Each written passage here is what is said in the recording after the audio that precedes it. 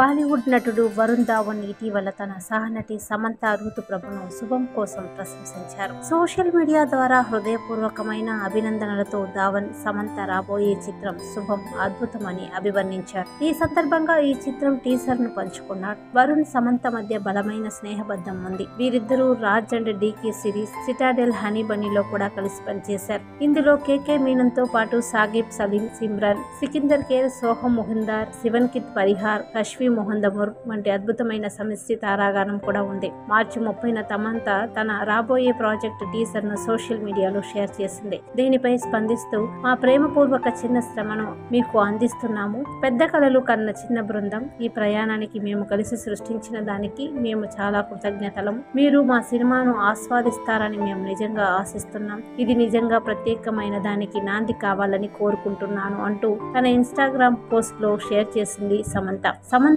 Share చేసిన post ప్రస్తుతం నెట్టింట వైరల్ అవుతోంది.